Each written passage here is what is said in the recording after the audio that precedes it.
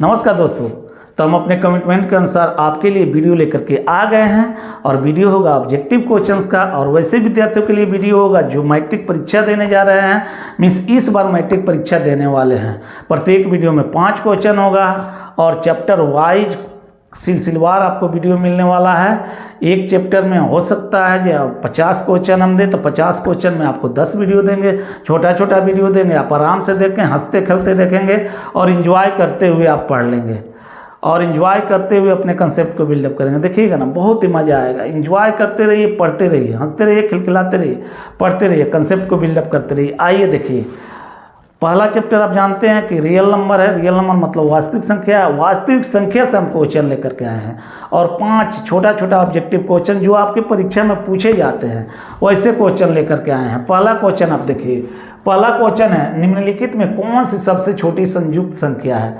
संयुक्त संख्या क्या आप जानते हैं? कोई भी संख्या का 2 से ज़्यादा फैक्टर हो जाए, 2 में कौन 1 और स्वयं को छोड़ करके कोई फैक्टर और दिख जाए तो उसको हम लोग संयुक्त संख्या कहते हैं, मतलब कंपोजिट नंबर कहते हैं। कौन नंबर कहते हैं? कंपोजिट नंबर कहते हैं। देखिएगा, ऑप्शन में है, ए ऑप्शन में है 1, बी में है 2, सी में है 3 और डी में है 4। आप देख रहे हैं 1 के पास कोई ज़्यादा फैक्टर है नहीं, 2 के पास केवल 2 फैक्टर है 1 और 2, 3 के पास केवल 2 फैक्टर है 1 और 3, 4 के पास 1 2 4 मतलब 3 फैक्टर हैं। 1 और स्वयं मतलब 4 को छोड़ करके उसके अलावा भी फैक्टर दिख गया का मतलब यही कंपोजिट नंबर है। ऑप्शन डी सही हो गया। कौन ऑप्शन सही हो गया? ऑप्शन डी सही हो गया। आगे देखेंगे, पाई है। दूसरा क्वेश्चन क्या है? पाई है। मीन्स पाई कौन सी संख्या है? परिमेय संख्या है, अपरिमेय संख्या है, प्राइम नंबर है, क्या है आपको देखना है। देखिए दोस्तों, आप याद रखेंगे पाई एक अपरिमेय संख्या है। पाई क्या है मेरे बाबू? एक अपरिमेय संख्या, मीन्स इरेशनल नंबर है। Pi is an irrational number. Pi एक अपरिमेय संख्या है। याद रखेंगे, आप खटाक से ऑप्शन को सही मार के आएंगे। बात समझ रहे हैं? आगे आइए, आगे देखते हैं। तो देख लीजिए इसका ऑप्शन कौन है। पहला में एक परिमेय संख्या, दूसरा में एक अपरिमेय संख्या, दूसरा में भी एक अपरिमेय संख्या। एक अपरिमेय संख्या सही है। अब आइए तीसरा क्वेश्चन देखते हैं। कह रहा है निम्नलिखित में कौन अपरिमेय संख्या है। निम्नलिखित में कौन अपरिमेय संख्या है? अपरिमेय संख्या आप क्या जानते हैं? जो p/q के रूप में ना लिखा जा सके, जो p/q के रूप में ना लिखा जा सके। आप ऐसे जानते हैं कि अगर √2 हो, √3 हो, √5 हो, √7 हो, इन सबको हम लोग क्या कहते हैं? अपरिमेय संख्या कहते हैं। क्या कहते हैं? अपरिमेय संख्या कहते हैं। आप एक मतलब छोटा सा कंसेप्ट याद रखें कि जैसे 4 है, 4 का वर्गमूल आसानी से निकल जाता है, 2 हो जाता है, अपरिमेय संख्या हो जाता है। √5 है, इसका वर्गमूल में परफेक्ट स्क्वायर रूट नहीं निकल सकता, इसलिए हम इसको क्या कहेंगे? अपरिमेय संख्या कहेंगे। ऐसे अपरिमेय का बहुत सारा डिफिनीसन है, एक सटीक डिफिनीसन बताएंगे बाद में कि जिससे आप कंसेप्ट को समझ पाएंगे। अभी आप याद रखिएगा कि रूट में 3 हो, रूट में 2 हो, रूट में 5 हो, रूट में 7 हो, रूट में 11 हो, ये सारे के सारे क्या है? अपरिमेय संख्या है। बात समझ रहे हैं? तो आइए हम ऑप्शन को देख करके देखते हैं कि कौन अपरिमेय संख्या है। यहाँ रूट के अंदर 3/12 दिया है। रूट के अंदर क्या दिया है? 3/12। इसको कैंसिल करेंगे, रूट के अंदर आएगा 1/4 और इसका स्क्वायर रूट निकालेंगे तो 1/2। This one is a rational number. ये कौन नंबर है? रेशनल नंबर है। ये अपरिमेय संख्या नहीं है। यह कौन संख्या है? ये परिमेय संख्या है। तो हम दूसरे ऑप्शन को देखते हैं। दूसरा ऑप्शन है क्या? √2/10। √2/10 मीन्स वाट? ये कैंसिल होकर के आ जाएगा 1/5। 1/5 का स्क्वायर रूट निकालेंगे तो आएगा कितना? 1/√5। और √5 हम बताए हुए हैं क्या है?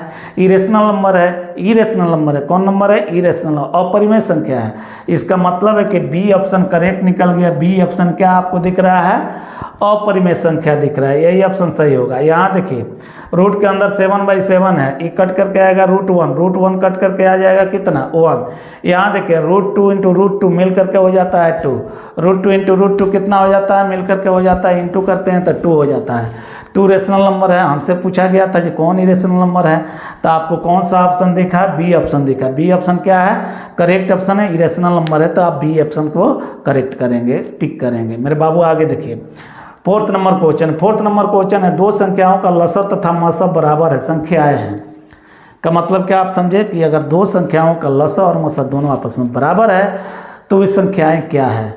मेरे बाबू आप याद रखेंगे, निश्चित याद रखेंगे कि दो संख्याएं अगर बराबर हैं तो उनका लसा और मसा दोनों आपस में बराबर होता है।